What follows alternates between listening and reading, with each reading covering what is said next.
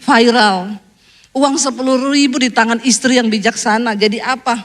Parkir aja 15.000. Pret. Ya. Banyak nilai yang bergeser sekarang. Katanya gini, ya lu layak bahagia lah. Ngapain lu bertahan dengan suami di usia 50 tahun cuma untuk lu ndak bahagia? Kalau lu cerai lu lebih bahagia, ambil itu. Makanya banyak orang cerai. Iya, kita sedang berbicara tentang kehidupan keluarga yang bertumbuh di dalam Tuhan. Hari ini kita akan belajar dari satu tokoh di Alkitab yang bernama Yosua. Yosua itu seorang yang dipilih Tuhan menggantikan Musa membawa bangsa Israel kemana? Ke Dubai. Tegang sekali nih jemaat ya. Ya, Yosua itu dipilih Tuhan untuk bawa bangsa Israel kemana? Ke tanah Kanaan. Yang lulus sekolah minggu berapa banyak? Ya, banyak orang Kristen yang tidak tahu ini Yosua itu siapa ya Bu ya. Oh itu pemborong bangunan yang di sebelah situ itu Yosua. Yosua ini anak muda yang dipilih Tuhan menggantikan Musa untuk membawa bangsa Israel keluar dari tanah perbudakan di Mesir masuk kepada tanah perjanjian yang sudah Tuhan berikan. Yosua ini tokoh yang dia nggak gagal sampai di akhir hidupnya. Dia setia kepada Tuhan. Banyak yang gagal di tengah jalan. Tetapi Yosua ini setia. Ya tadinya dia bilang, aduh saya ini masih muda. Saya nggak mampu Tuhan bawa bangsa ini. Tapi Tuhan bilang, jangan takut.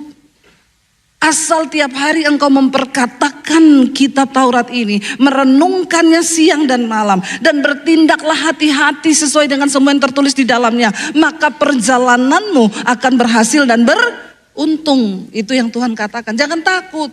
Anak muda jangan takut, amin.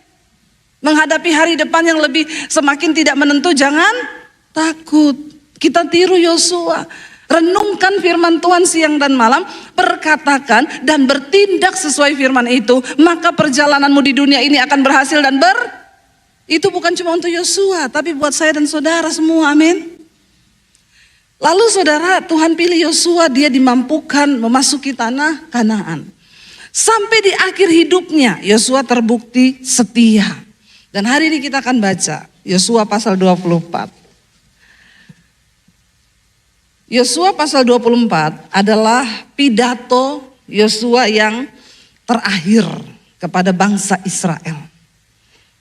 Ya, ini adalah terakhir kali Yosua mengumpulkan bangsa itu sebelum dia mati.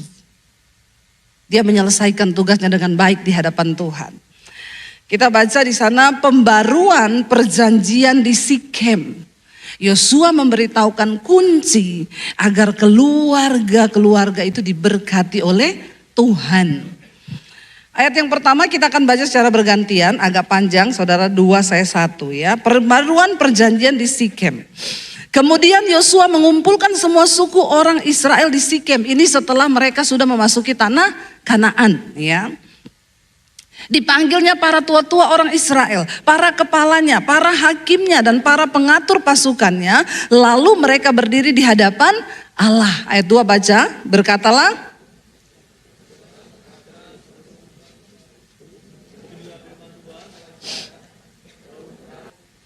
Tetapi aku mengambil Abraham, bapakmu itu dari seberang sungai Efrat dan menyuruh dia menjelajahi seluruh tanah Kanaan. Aku membuat banyak keturunannya dan memberikan Ishak kepadanya. Ayat 4.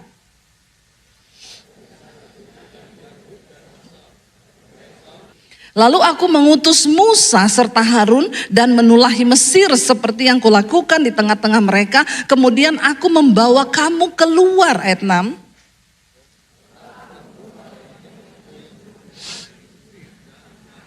Saudara baca ayat ini sambil saudara simak baik-baik. Yang tidak pernah baca Alkitab apalagi ya. Saya tahu banyak orang Kristen tidak baca Alkitab. Ya, supaya saudara tahu ini singkatan dari cerita bagaimana bangsa Israel itu keluar dari Mesir menuju ke tanah Kanaan. Ya, yang tidak lulus sekolah minggu, perhatikan baik-baik.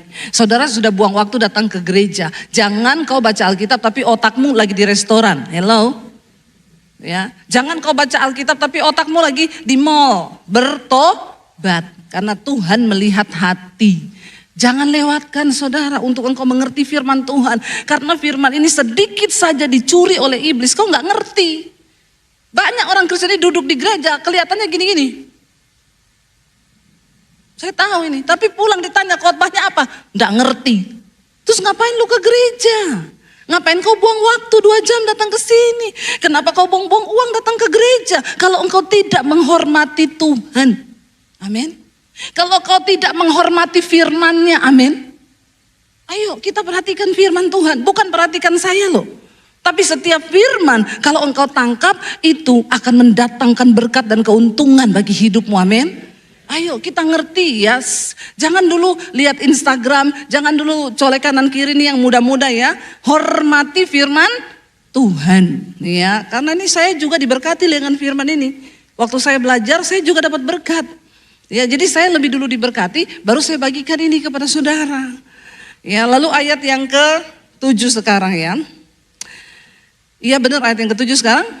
Ya. Lalu sebab itu berteriak-teriaklah mereka kepada Tuhan, maka diadakannya gelap antara kamu dan orang Mesir itu, dan didatangkannya air laut atas mereka, sehingga mereka diliputi, dan matamu sendiri telah melihat apa yang kulakukan terhadap Mesir. Sesudah itu lama kamu diam di padang gurun, ayat 8.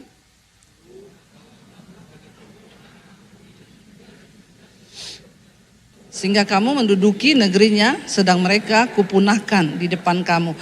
Ketika itu Balak bin Sipor Raja Moab bangkit berperang melawan orang Israel. Disuruhnya memanggil Bileam bin Beor untuk mengutuki kamu 10, tetapi aku tidak mau mendengarkan Bileam, sehingga ia pun memberkati kamu. Demikianlah aku melepaskan kamu dari tangannya. Setelah kamu menyeberangi sungai Yordan dan sampai ke Yeriko, berperanglah melawan kamu warga-warga kota Yeriko, orang Amori, orang Feris, orang Kanaan, orang Het, orang Gergasi, orang Hewi dan orang Yebus. Tetapi mereka itu kuserahkan ke dalam tanganmu, ayat 12.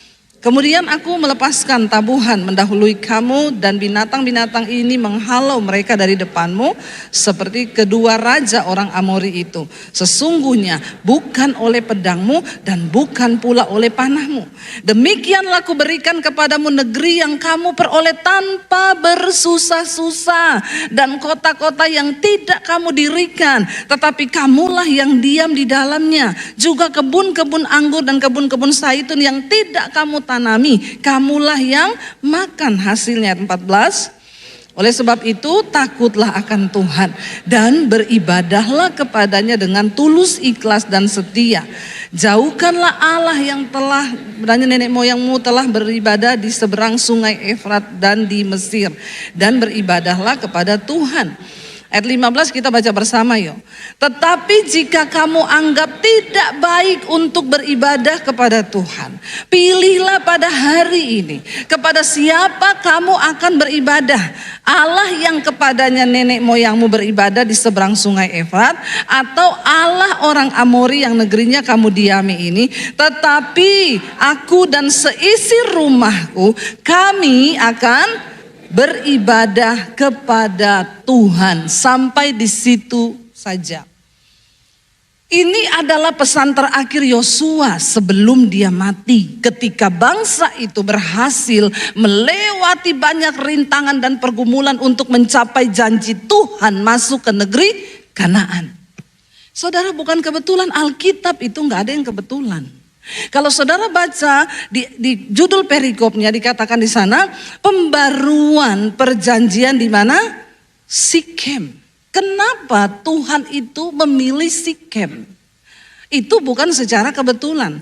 Kalau saudara lihat di Kejadian pasal 12 ketika Tuhan memanggil Abraham. Pertama kali Abraham keluar dari negeri keluarganya, Tuhan bilang, pergilah, tinggalkanlah keluargamu dan datanglah ke satu negeri yang aku janjikan kepadamu. Dan tempat pertama kali Tuhan membuat perjanjian dengan Abraham. Ketika Abraham keluar dengan iman, meninggalkan keluarganya. Abraham tiba di satu tempat yang namanya Sikem. Di situ pertama kali, saudara lihat Kejadian 12 ayat 6 dan 7. Dikatakan Abram berjalan, namanya masih Abram, belum Abraham. Masih Abram.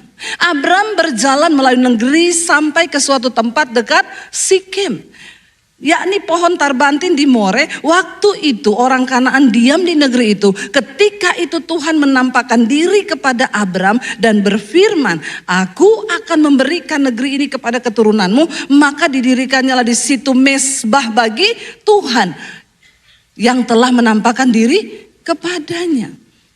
Tidak ada yang secara kebetulan di Alkitab. Yosua ketika memasuki tanah Kanaan, Tuhan suruh dia kumpulkan seluruh bangsa Israel. Dan tempat yang dipilih adalah di Sikem.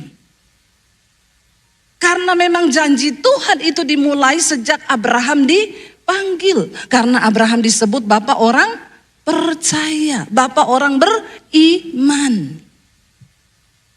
Halo saudara. Dan berkat Tuhan mengalir kepada anak cucu Abraham. Karena kesetiaan Abraham yang mempercayai janji Tuhan. Pertama kali diucapkan Tuhan di Sikem. Bukan kebetulan. Ingatlah akan perjanjian Tuhan di masa lalu. Ya, ketika kita ini dipanggil. Bukan secara kebetulan Tuhan itu memanggil Abraham dan membuat dia buat mezbah pertama kali itu di Sikem waktu dia keluar dengan iman mengikuti Tuhan. Dan ketika Yosua memasuki tanah Kanaan, Tuhan itu mau ingetin lagi, Yosua, hari ini engkau dan seluruh orang Israel sudah menepati, sudah melihat janji yang aku ikrarkan kepada Abraham dulu, yaitu negeri yang Tuhan berikan di tanah Kanaan. Dan itu di Sikem, saudara. Kita perlu menceritakan. Ingat setelah bangsa Israel dibawa keluar dari Mesir. Berulang-ulang yang Tuhan pesankan kepada Musa itu begini. Ingatkanlah kepada anak cucumu. Ceritakanlah kepada anak cucumu tentang perbuatan Tuhan yang besar. Jangan lupa waktu engkau duduk makan, waktu engkau di perjalanan, tuliskanlah firman itu di rumah-rumahmu, di tiang-tiang rumahmu. Betapa pentingnya kita ini mengajarkan kepada anak cucu kita, kepada keluarga kita tentang firman Tuhan. Supaya kita memiliki keluarga yang berkemenangan. Tuhan udah beri janji itu. Tapi tidak semua orang akan mengalami janji Tuhan. Tidak semua bangsa Israel mengalami janji Tuhan. Yosua ini udah mau mati. Dia tahu kalau dia mati, ini bangsa Israel kocar-kacir pasti. Pasti mereka gak akan lagi menyembah Tuhan. Mereka akan memilih ala-ala orang Amori, orang Kanaan yang disembah di situ. Tapi Yosua bilang, kalaupun engkau tidak menganggap baik untuk beribadah kepada Allah Israel, itu pilihanmu. Aku dan seisi rumahku akan beribadah kepada Tuhan. Ingat, Oktober itu beribadah kepada Tuhan. Amin. Ayo saudara, hari-hari ini nilai-nilai firman terus bergeser oleh pengaruh-pengaruh dunia. Sekarang banyak ya influencer bermunculan di media sosial. Dan mereka itu kasih nilai-nilai. Nilai-nilai itu kelihatan benar. Tapi sebenarnya gak benar. Di kalangan anak-anak muda sekarang, mereka diajarkan, kamu itu harus memberi penghargaan pada dirimu, self reward yang tinggi. Karena kau pantas bahagia. Makanya anak-anak muda zaman now gak punya tabungan. Begitu dapat gaji, mereka kasih self reward. Uang pas-pasan beli iPhone 17. Dan dia anggap itu self reward. Padahal dia mencicil setengah mati. Ini sih gila saudara. Alkitab bilang kita ini harus menyangkal diri. Mematikan diri sendiri. Tapi dunia mengajarkan kepada anak-anak muda, kamu harus bisa kasih self reward. Ya, jadi dia terima gajinya 10 juta. 5 juta buat DP iPhone 17. Sisanya cicil sebulan sampai mencicil. Menderita hidupnya. Kenapa menderita? Nilai yang mulai bergeser. Banyak sekali nilai-nilai yang bergeser hari ini. Saya bahas itu dengan anak saya di mobil. Anak saya bilang, iya sih mam, iya sih. Ini kalau mami ndak ngomong aku ndak ngerti loh. Aku juga hampir percaya sama itu. Alkitab bilang matikan dirimu, sangkal dirimu. Dunia bilang kasih self reward, hargai diri. Makanya sekarang ada yang namanya great divorce, perceraian di usia 50 tahun. Kenapa? Aku merasa nggak dihargai sama pasanganku. Padahal diriku ini berharga. Aku layak bahagia, aku layak dicintai. Ya, makanya banyak ibu-ibu sekarang bilang aku nggak mau ikut challenge 10.000 di tangan istri yang bijaksana. Yang ketawa yang tahu-tahu aja deh, YTTA. Ya, yang tahu-tahu aja. Sekarang lagi viral. Uang 10.000 di tangan istri yang bijaksana. Jadi apa? Parkir aja 15.000. Pret. Ya. Banyak nilai yang bergeser sekarang. Katanya gini, ya lu layak bahagia lah, ngapain lu bertahan dengan suami di usia 50 tahun cuma untuk lu ndak bahagia? Kalau lu cerai lu lebih bahagia, ambil itu. Makanya banyak orang cerai. Karena dia pikir ya dirinya layak bahagia. Padahal Tuhan bilang sangkal dirimu, pikul salibmu. Pikul salib menderita enggak? Sangkal diri menderita enggak? Menderita. Ya, aku harus menyangkal diri, difitnah, direndahkan Tuhan, enggak apa-apa. Aku menyangkal diriku karena hidupku bukan aku lagi, tapi Kristus. Amin saudara. Hati-hati loh, ini sekarang banyak. Ya, kemarin ada statement yang dibuat juga di sosial media, saya langsung komen itu. Lu ke gereja bukan karena lu sudah kudus. Tapi lu ke gereja setidaknya lu berani mengakui bahwa lu butuh Tuhan. Ini statement kurang ajar saudara. Setidaknya lu berani mengakui. Berani mengakui, emang lu siapa? Hello? Kok seolah-olah Tuhan yang butuh kita? Mengakui bahwa kita butuh Tuhan itu harus di atas segala-galanya, men. Dan itu gak perlu punya keberanian. Karena kita tidak bisa hidup tanpa Tuhan. Saya langsung komen, kok sombong amat ya? Sekarang anak-anak muda bilang, kita ini mau ke gereja itu butuh effort. Nggak gampang loh. Bayangkan kita semalam habis dugem nih pulang jam 3 pagi. Kan mau ibadah itu nggak bisa bangun ya kalau pagi. Jadi butuh effort untuk kita bisa datang ke gereja itu. Butuh perjuangan yang berat. Ini orang-orang kurang ajar saudara. Saya paling gak suka loh kalau dengar ada orang itu merendahkan Tuhan.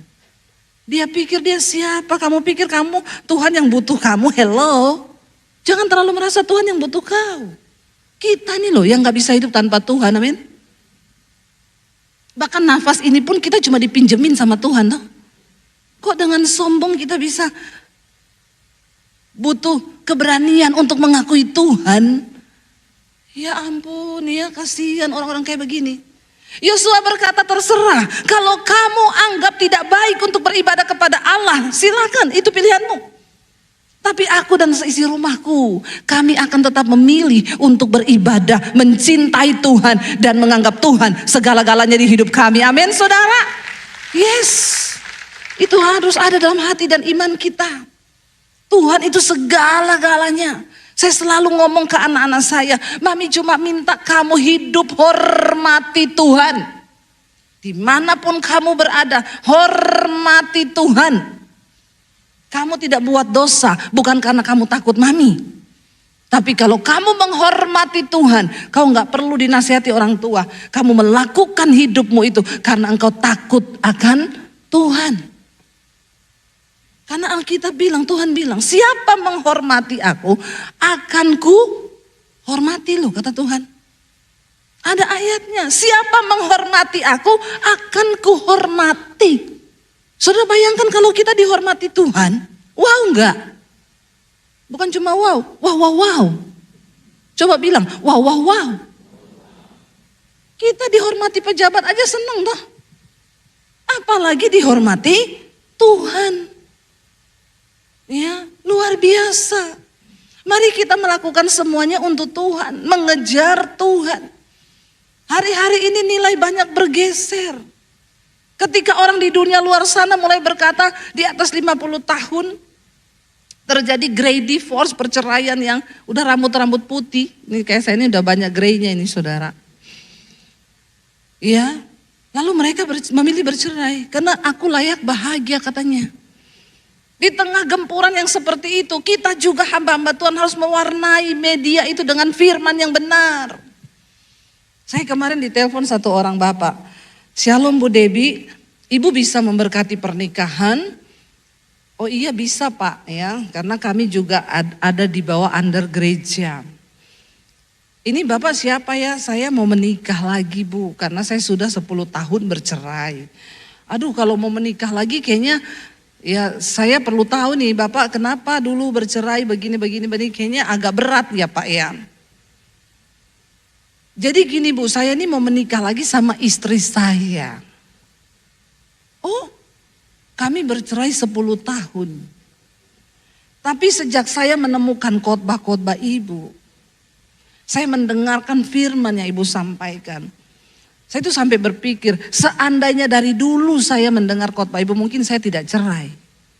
Tapi sayang saya baru temu setelah 10 tahun saya bercerai. Saya menyadari banyak hal itu kekurangan saya sampai terjadi perceraian ini. Jadi saya kembali mau berkomitmen dengan istri saya, kami mau kembali mengikuti konseling pranikah Bu.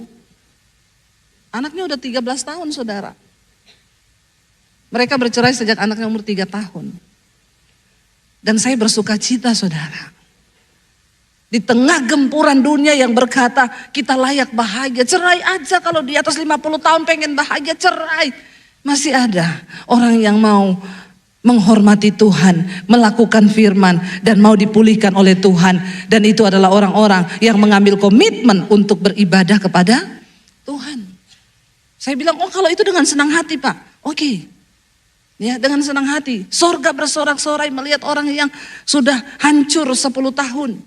Dan sekarang mereka mau berbalik untuk komitmen menghormati Tuhan. Kenapa terjadi perpecahan? Kenapa terjadi perceraian? Karena ada orang-orang yang tidak menghormati Tuhan dalam hidupnya. Kalau kita menghormati Tuhan, memilih beribadah kepada Tuhan dengan sungguh-sungguh, maka janji firman Tuhan, Dia menyertai kita dengan berkat-berkat yang luar biasa. Ini ke depan kita nggak tahu loh saudara, anak-anak muda terutama, kau yang merasa tidak butuh Tuhan, yang merasa ke gereja itu butuh effort, dengar baik-baik saya ngomong ya. Ini ke depan ya, ke depan ini dunia semakin luar biasa. Ya dengar anak-anak muda ya, ke depan ini AI semakin gila. Ya, perkembangan teknologi ke depan semakin luar biasa. Kemarin Hollywood bikin film, artisnya AI. Udah gak pakai manusia. Kau terima atau tidak terima, inilah perkembangan zaman. Ya, AI lebih pintar dari manusia sekarang. Di Tiongkok buka rumah sakit AI. Bahkan dokter-dokter sudah kalah sama teknologi AI. Dia bisa mendeteksi kanker dalam waktu cuma berapa menit. Bayangkan loh. Kita mau atau tidak perkembangan teknologi di depan mata. Banyak tenaga manusia yang mulai tergantikan oleh AI. Kau baru mau cari kerjaan anak muda. Di luar sana sudah mulai dipecat tuh ribuan karyawan. Kalau kau tidak menghormati Tuhan, mau jadi apa kau ke depan? Ha? Ani-ani. Kalau laku, maaf ya. Udah gitu sombong tidak mau mengakui Tuhan. Ya. Beribadah kepada Tuhan dengan hormat dan takut akan Tuhan. Karena cuma Tuhan yang punya 1001 macam cara yang supranatural, yang sanggup memberkati hidup orang-orang yang sungguh-sungguh menghormati Dia. Amin. Mau dunia berkembang seperti apa? Mau dunia berubah seperti apa? Tapi tangan Tuhan itu berkuasa untuk membuka jalan yang mustahil. Anak-anak muda sekarang banyak yang sudah gak percaya firman karena pengaruh media sosial. Apalagi kalau orang tua tidak mengajarkan kepada mereka firman. Ini semakin menjauh, saudara. Kita gak pernah cerita tentang firman, kita gak pernah share, kita gak pernah bersaksi tentang hidup kita dengan Tuhan. Ini bahaya sekali. Bahaya sekali. Makanya Tuhan Yesus bilang kalau Dia datang kembali ke dunia, adakah iman Dia dapati? Kita sedang mempersiapkan jemaat yang layak untuk menyambut kedatangan Tuhan kali yang kedua. Kita sudah di penghujung akhir zaman. Ya, jangan menjadi pengejek-pengejek, saudara. Kita harus persiapkan hidup ini sungguh-sungguh kudus di hadapan Tuhan. Ya, kita nggak main-main hari-hari ini. Ya, dan saya mau katakan untuk bisa masuk ke dalam sorga itu tuh bukan orang sembarangan loh. Kau masuk istana presiden aja nggak bisa, kau sembarangan, diusir kau. Suruh pulang. Ada janji? Nggak ada. Oh maaf, nggak bisa. Ada undangan? Nggak ada. Lah kau pikir sorga itu lebih mulia daripada istana presiden? Ya, kalau hidup kita tidak sungguh-sungguh dengan Tuhan. Jangan, saudara, sudah menderita di dunia, ditolak lagi di sana.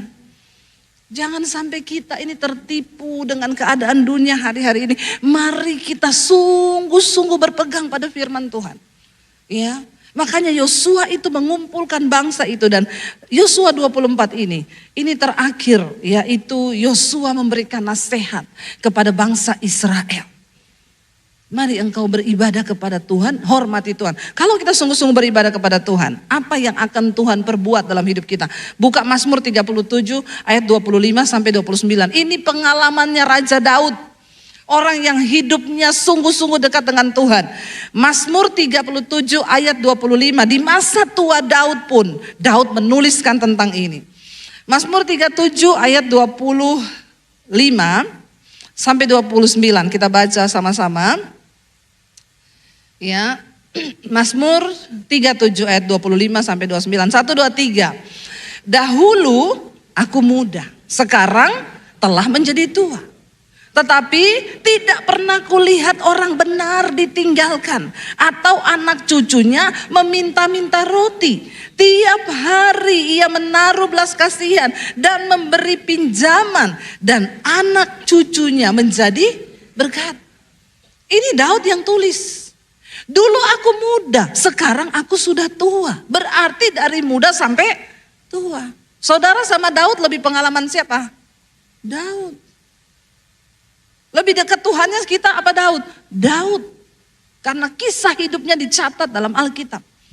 Dan dia bersaksi. Dia bilang, dulu aku muda, sekarang aku sudah tua.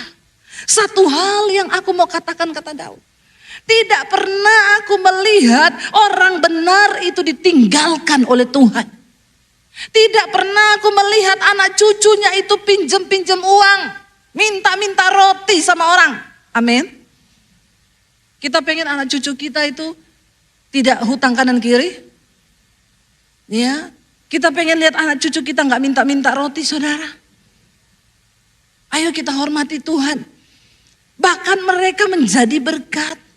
Bahkan mereka memberi pinjaman. Ya, memang sekarang hati-hati kalau ada orang bilang, "Hai sis, apa kabar?" WA nih tiba-tiba, "Hai sis, apa kabar? Kamu punya uang atau tidak?" Ini pertanyaan menjebak. Nggak tahu dia mau kasih kita duit atau dia mau pinjam duit. Ya, masih ingat saya enggak? Balas aja. Kebetulan saya amnesia tadi malam. Jadi lupa. Aduh, soal pinjam meminjam ini memang ya ngeri-ngeri sedap, saudara. Karena sekarang yang utang tuh lebih galak. Kita mau nagih, pakai kata-kata diatur dulu. Halo, selamat pagi. Maaf, cuma mau ingetin ya. Dulu kan kamu pernah pinjam uang saya, katanya seminggu. Ini udah 3 bulan. Maaf ya, kira-kira kapan dibalikin? Sambil jantung deg-degan nih, nungguin balasan. Padahal yang punya uang siapa? Kita tuh. Bener balasannya gini. Halah cuma uang 1 juta ditanya-tanya. Kalau 1 miliar boleh Jo. Stres enggak saudara? Jawabannya gitu. Ya sabar aja dong, nanti juga kalau ada uang saya ganti. Cuma 1 juta juga. Makanya mending gak usah mencobai Tuhan deh. Tapi Alkitab janji kalau orang itu hidup menghormati dan mencintai Tuhan, Tuhan gak pernah tinggalkan. Dia gak akan pernah meminta anak cucunya itu gak minta-minta. Itu janji Tuhan saudara. Anak cucunya tidak akan meminta, malah sebaliknya dia akan memberi pinjaman. Sebab dikatakan ayat anak cucunya menjadi berkat. Karena itu apa? Jauhilah yang jahat dan lakukanlah yang baik, maka engkau akan tetap tinggal untuk selama-lamanya. Sebab Tuhan mencintai hukum dan Ia tidak meninggalkan orang-orang yang dikasihinya. Sampai selama-lamanya mereka akan terpelihara. Tetapi anak cucu orang fasik akan dilenyapkan. Orang-orang benar akan mewarisi negeri dan tinggal di sana senantiasa. Anak cucu orang benar akan mewarisi negeri. Kau gak akan kehilangan pusakamu. Bahkan tempat kediamanmu akan diperlebar oleh Tuhan. Itu janji Tuhan. Saya mengalami hari ini. Ya, itu janji Tuhan. Ayo hidupi janji Tuhan ini. Dunia boleh berubah, teknologi berubah. Satu yang tidak pernah berubah, firman Tuhan. Ya dan amin. Bagi orang yang mau sungguh-sungguh menghidupinya. Ajar anak-anakmu hidup takut akan Tuhan. Ajar mereka menjauhi dosa. Kenapa? Takut akan Tuhan itu ialah apa? Menjauhi kejahatan. Takut akan Tuhan itu menjauhi dosa dan melakukan yang baik di mata Tuhan. Dan kalau kita menghidupi itu saudara, saya yakin dan percaya Tuhan menjagai keluarga kita. Engkau tidak akan pernah meminta-minta. Bahkan anak cucumu tidak akan pernah meminta, mereka akan memberi pinjaman. Karena Tuhan memberkati kita. Saya mau sampaikan hari ini, kita ini bersyukur. Alkitab ini ditulis ribuan tahun. Yang menulisnya bukan orang-orang sembarangan. Kita baca saja ini Mazmur hari ini, pesannya Daud. Kita gak perlu ketemu Daud dan kita memang gak akan pernah bisa ketemu Daud. Tapi lewat firman Tuhan kita akan bisa baca.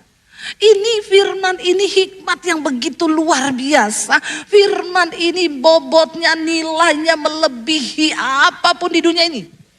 Bahkan melebihi kekayaan emas dan perak.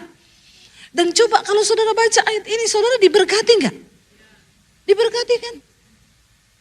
Kita ini betapa bersyukur loh jadi orang Kristen. Alkitab ini isinya itu pengalaman orang-orang yang berjalan bersama Tuhan. Bayangkan kalau Daud bersaksi, dulu aku muda dan sekarang aku tua. Dan aku mau saksikan satu hal, tidak pernah kulihat orang benar itu hidupnya ditinggalkan Tuhan. Itu wow gak? Wow. Kita gak usah ketemu Daud toh. Karena memang gak mungkin kita ketemu Daud. Tapi kita bisa dengar kesaksian peneguhan iman yang Daud berikan. Karena itu Bapak Ibu orang tua hari ini, ajarkan anak-anakmu untuk hidup takut dan menghormati Tuhan. Jauhi dosa. Karena Tuhan gak bisa memberkati hidup orang yang tinggal dalam dosa. Firman Tuhan bilang, bukan tanganku kurang panjang untuk menolongmu, bukan telingaku kurang tajam untuk mendengarkan, tapi dosamu itu yang menjadi penghalang semua berkat Tuhan turun atas hidupmu. Jauhkan itu semua. Karena kasih Tuhan tidak bersyarat, tapi berkat Tuhan itu bersyarat. Dengar baik-baik, kasih Tuhan tidak bersyarat. Kau bikin dosa hari ini, kau minta ampun, diampuni kau. Tapi untuk berkat Tuhan tunggu dulu. Kalau engkau tidak sungguh-sungguh bertobat, Alkitab berkata, kalau engkau menjadikan barisan depanmu itu kebenaran, maka kemuliaan Tuhan itu akan mengikuti engkau. Ini sebab akibat. Sebab akibat. Ya, banyak orang bilang itu Debbie Basir pendeta perjanjian lama. Kita ini kan sudah hidup di dalam Yesus, otomatis sudah ada berkat. Saya mengajarkan yang benar sama saudara.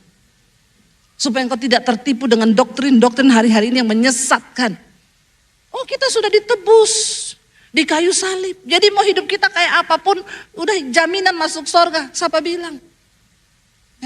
Tuhan Yesus berkata, pada hari yang terakhir satu saat kelak, disitulah aku akan berterus terang, kata Tuhan.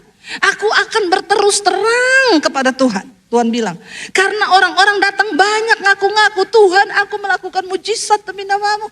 Aku berdoa demi namamu, usir setan demi namamu. Tuhan bilang, maaf.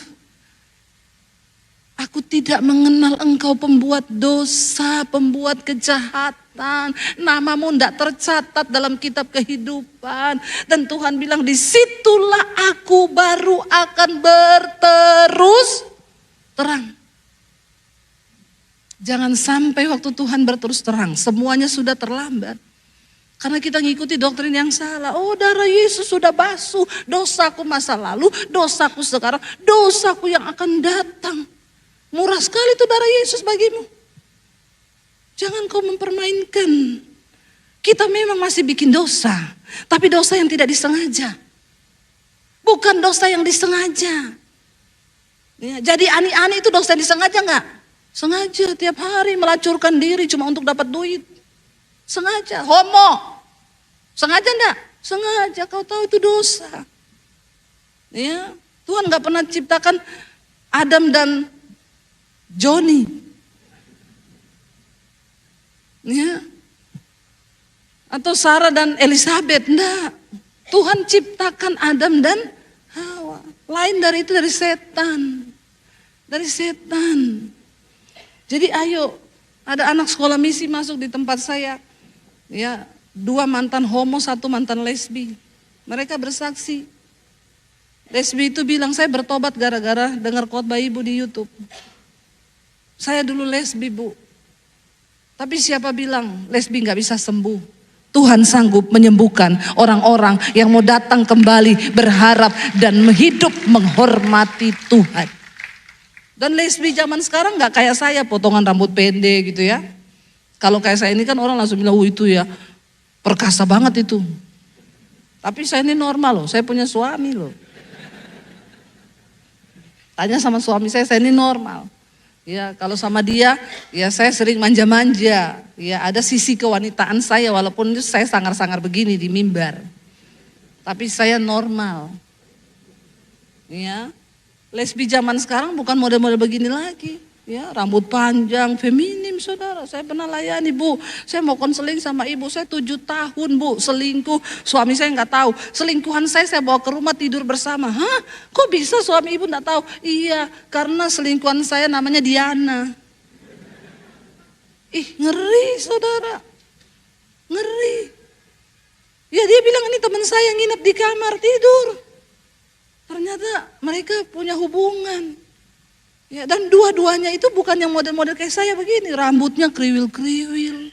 Feminim, benar-benar perempuan asli.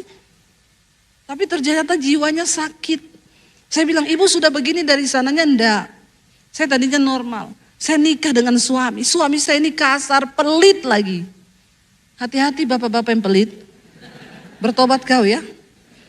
Apalagi kau bilang sama istrimu ikut challenge 10.000 di tangan istri yang bijak, Ya, karena suami saya pelit, kasar, mukulin, saya jadi sakit hati, Bu. Saya luka batin. Ketika saya di kantor, ada satu wanita yang ternyata lesbi. Dia cuma belai sekali loh. Waktu curhat soal suaminya, udah kamu gak usah hiraukan.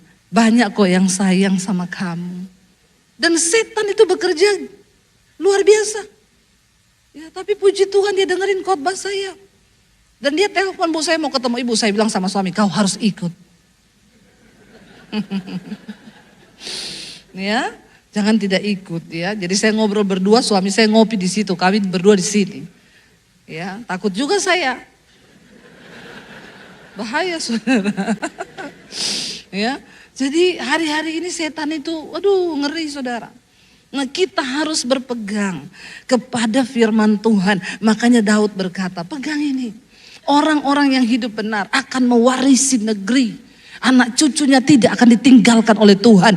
Engkau tidak akan meminta-minta, tetapi engkau akan memberi pinjaman kepada banyak orang. Karena hidupmu diberkati Tuhan. Anak cucumu diberkati Tuhan. Dan itu menjadi satu pegangan bagi kita. Ya, kita akan berjalan bersama Tuhan. Cuma satu kuncinya, hormati Tuhan.